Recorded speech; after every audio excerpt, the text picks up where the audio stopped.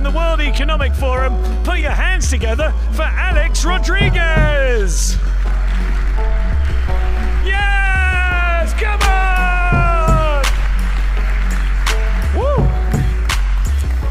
That was amazing. I don't know how to come in with some energy just like that when I felt like I was at a boxing match. That was super cool. Welcome, everyone. Are you ready to see some crazy shit today? It's gonna be kind of cool. We've come together to talk a little bit about biohacking, but I don't think you guys want to hear me talk that much. You just want to see the blood, which, by the way, is 100% guaranteed, everyone. 100% guaranteed. All right, so I'm going to talk about a super quick intro on biohacking really quick, and then we're going to get into this magic adventure. Let's go. So what is it? Biohacking is anything that you can do to your body, to your genome, to your person, to your bones that can enhance or change who you are. It's a really big thing that's happening around the world. I don't know if you guys have seen it before, but it includes all these different parts, right? Digital health, biohacking, changing your DNA with CRISPR, hacking your life with productivity tips, changing your diets, going into ketosis, everything to be a better human being and possibly to be able to live a bit longer. Why do people do this? Sorry about that, but this is just a small intro on what you're going to be seeing today. Why do people do this? My answer is, why wouldn't they, I guess? I mean, I wouldn't do this, and let's be honest, I'm not the one on stage today putting a chip in my hand, so I still think it's cool. I think it's the future. I think it's gonna be amazing, and as all things future, it looks a bit shitty in the beginning and most people don't want to do it. Thankfully, Edgar today is going to be doing it for us. He'll get to suffer so we don't have to do it, and maybe in 10 years we can get going. So what's happening right now in the world of biohacking? There's a bunch of cool examples which I'll blast through really quickly, but I hope you guys know Neil Harbisson. He has a little camera that's able to send signals to him and tell him the sounds of light because he's colorblind. So he can actually hear light and colors, which is really, really cool. You have these printable kind of tattoos that have biosensors on them. So in the future, you'll be able to tattoo circuits on you that'll give you information about what's going on inside you.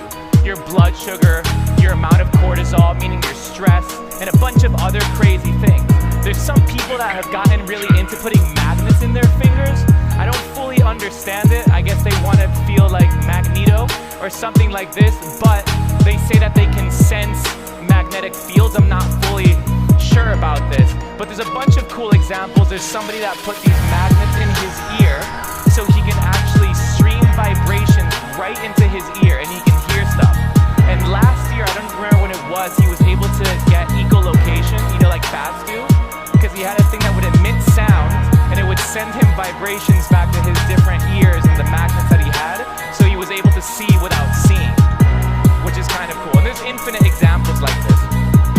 So what can we do right now? Because obviously I'm not going to get a chip in it, but it will be happening.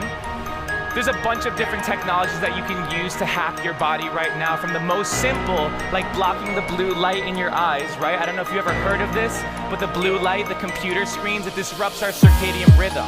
So you can buy glasses that block this out so you can have a normal circadian rhythm. This is already pretty commonplace, but there's a bunch of cool technology that allows us to hack our brain waves so we can put things on that can help us meditate, they can help us sleep, they can broadcast electromagnetic waves into our brain, so our brain adapts into those states and starts doing these things.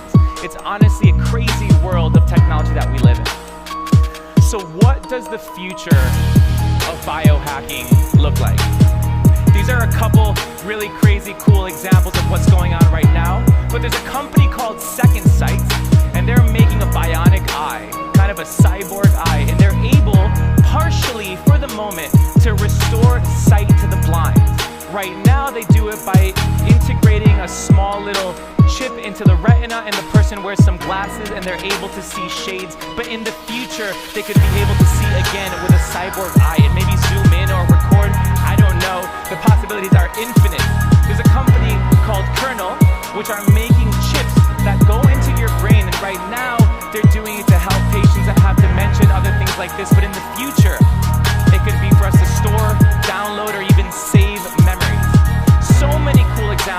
going on. But what are we doing today? This is why we came. I don't know if you see in the bottom of the picture, there's something the size of a grain of rice and what seems to be a very thin hand. Well, this is what we're going to be implanting in my friend Edgar today, who is the willing host.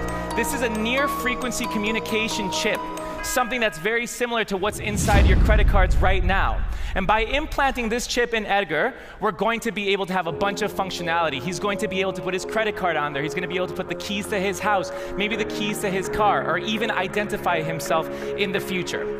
But without any further ado, let's just do this, right? All right. So I'd like to welcome everybody up first. So we have Ghislaine, could you come up? Hello.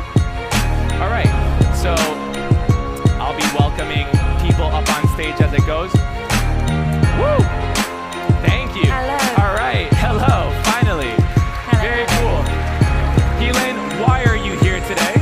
Because I'm actually very interested in how we can actually start to use our bodies in their natural forms. So we can dance and move around without any wearables, any headsets, and I think implants is one of the ways it's pointing to that. Hell yeah. And Ghislaine will be helping me not feel super awkward on stage by myself while all this weird stuff is going on. All right, so Edgar, can you please come up? Woo, can we welcome Edgar? Thank you. Edgar is the willing host today, who's going to be doing something very cool to his hand. And now we have the implanter, which is Desi. Desi, can you come up, please? Desi there. All right, this is a slow process, but I see that she's getting ready for this. All right, so what are you excited about today, Ghislaine? I think we're at a very important stage actually, and particularly here at 4 years from now, you know, we've got the chance here to talk and look ahead. And with all the changes that are happening around us, with the amazing opportunities being offered by augmented reality and mixed reality solutions that are starting to occur, we need to start to look more at how the body is the center of all this and how this technology needs to work more deeply for us. And implants is one of the ways to look at that. All right, wonderful. Daisy, you'll tell us when you're ready for this to happen? ¿Nos dices? Yeah? Okay. Guys, as she's putting on her gloves, and I assume that Edgar is getting more and more nervous every second, to tell you guys that he put lidocaine cream on his hand so it wouldn't hurt him, but they've assured us that it's just a small prick, although he needed to prepare himself a little bit. So, what's going on? Your hand's numb now, yes? Yeah. No, not quite. Oh. I'm super excited about this, everyone. She's my friend, and I do want to see a little bit of blood. So this is going to be really cool. Okay, so you said you've seen this before, right, Ghislaine? So I have, in fact. What is the future of this? What does it look like 5-10 years from now? I think we're looking at a point where perhaps the 18th birthday present of 4 years from now is actually an implant. I think we're looking at the possibilities, and already actually Swedish Railway are issuing to businessmen implants. They have a choice to have that instead of their season cards. We're seeing implant parties happen across Europe. Young people are very interested in getting rid of all that stuff you have to carry around in your pockets, what you can lose. So your key fob, your credit card, your travel card, all this information that can be held within a chip. So right now, before anybody has seen what's about to happen and the blood, and I'm just kidding, before anybody knows what it can do, by a raise of hands, who would put one of these chips in their hand? Okay. Would you say that's like 15% of the people that are here? We'll see if that number of hands goes up or down after this experience. But we do have already 200 medical implants that many of you will know about. I mean, even for women, there is now more and more regularly used fertility implants are used instead of contraception, and anti-getting pregnant implants. And those are very simple implants, but there is a lot of very specialist ones, like the deep brain stimulation ones, which are used for motor neuron diseases, Parkinson, and muscular sclerosis. So we are already using implants a lot in medical, and many last point. So this is what I'm imagining. I'm imagining that right now, the chip that we're putting into Edgar is just a normal near frequency communication chip. It's able to hold very basic amounts of data, not super high levels of encryption and all this cool stuff. And it's basically just the same as having a card, one of these key cards for your office or something like this.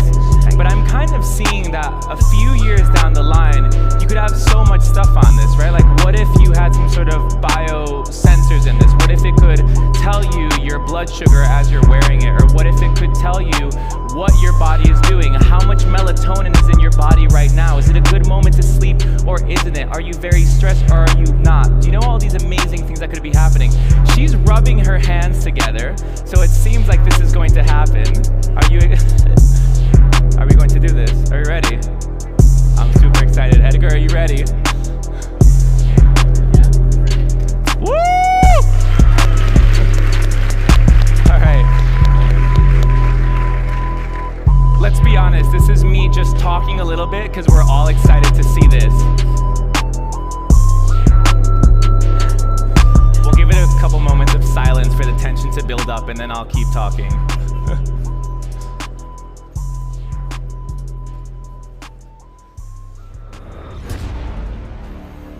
Shit, I'm nervous. You have one? Not yet, but I'm planning it, and I'm working with a friend who's an chip implanter. I'm just talking to her now about what to do, what I'm going to choose to have, what data hold on it, yes. So, what would be the first thing that you would put on it? I'd like to get over this constant keying in codes, just quickly being able to open phones, laptops, etc. But I'd also like to get rid of quite a lot of things I carry in my bag. I'd very much like biosignal feedback in different ways, and I don't have a medical need, but many people do have that. So I think there's a very useful potential for people who, like you mentioned, diabetes, even sun exposure. You've had too much sun, vibrations on that. So, and maybe there's something more creative to do too. There are people using chips to make music in the air. There are people using chips to feel earthquakes around the world, to feel the weather coming. There's very creative, wonderful, individual, idiosyncratic choices as well. I'm excited to see this. Let's take a pause really quick and see what's going on here. It's waiting. Okay. So I guess we're cleaning the surface. The surface is his hand. How excited are you on a level of 0 to 10? 90%? That's it, that's all you needed. It was just a quick check. Okay, so how far away do you think we are from everything that you're saying? All this cool stuff? As I mentioned, I do think for younger generations, this is definitely a way forward. There's been a lot of testing of implants, both for the medical side, but also for information-based and data implants. Right. Many different materials can be used: gold, silver, platinum, uranium, and in different parts of the body. This has been happening for quite a while now, and we have some quite strong pioneers who've experimented with it from the 80s onwards. Okay. So yeah, I think we're ready to move. So Edgar is going to be putting some digital bling onto himself right now. Yeah. Oh, that's a great idea. Does anybody have any questions about what's happening right now? On a very simple level while we're waiting for this to happen. My question is really, what is the functionality of this chip, and also for how long is he gonna have it there? So for how long he's gonna have it in there is however long he decides to have it, but what's good about it is that it's simple to take out. It's just one little prick and he can take it out. So it can be in there for, I think it's like 5 or something more years. It depends on the type of manufacturer, but they all have a coating that's biocompatible. Again, as I said, the functionality of this specific chip is not the most complex in the entire world. It's just a normal NFC chip from like a credit card set. So actually this is, I just keep walking over here to see what's happening. Okay, so I'm gonna be like David Attenborough as I kind of dictate or narrate what's going on. The area has been marked with what seems to be a marker.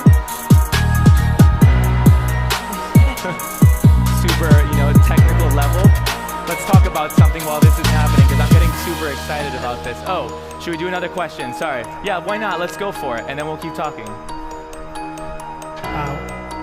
Edgar is your name. What data are you gonna put on it? I'm sorry. What's the data that this gentleman's gonna put on the chip?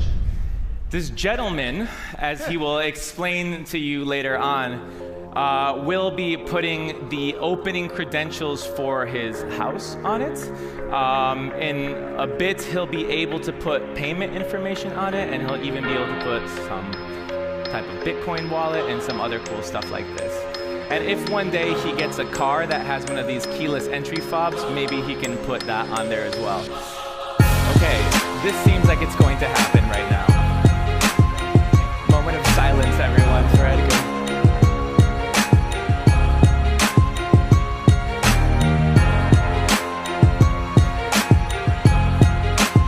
Okay, so can you see it?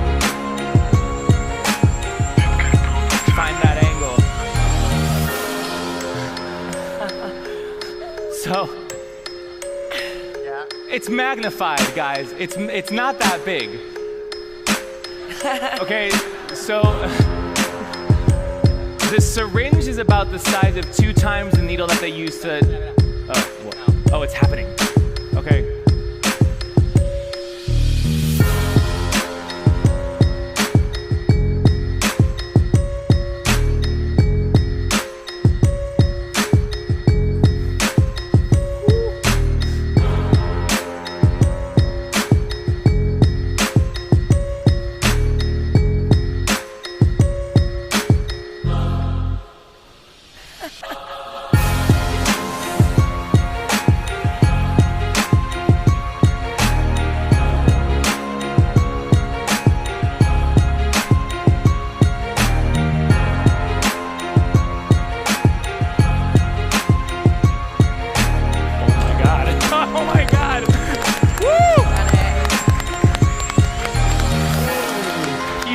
For Edgar, you really held up like a champ.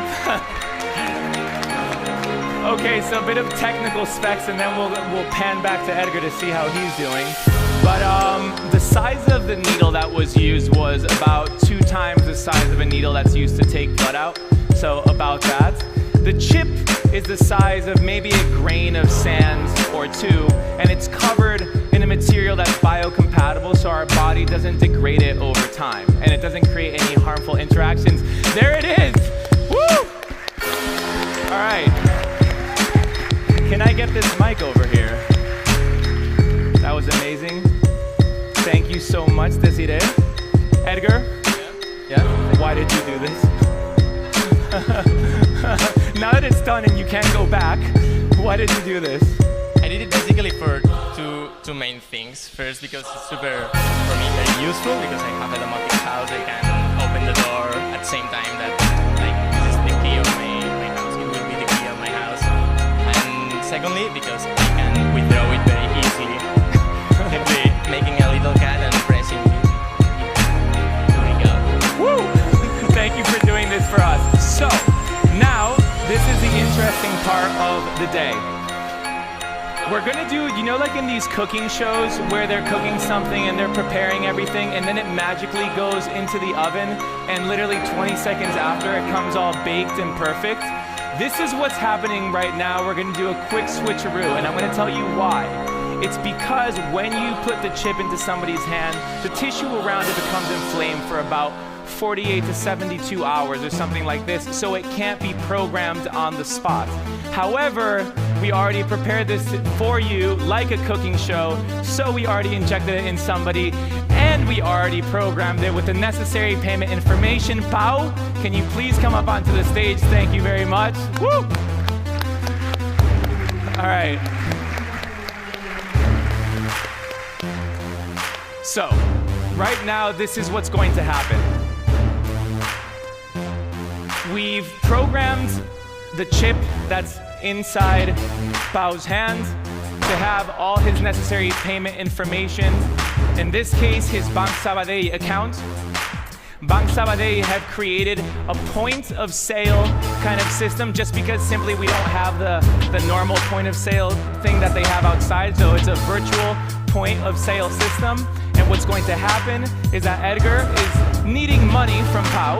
So he's gonna say, hey man, you owe me 15 euros.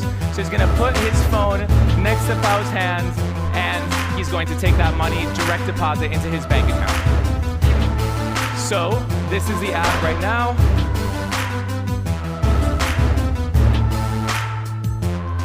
We're gonna do it a couple times just so you can see it. Done. Just so you think that it's not something weird happening.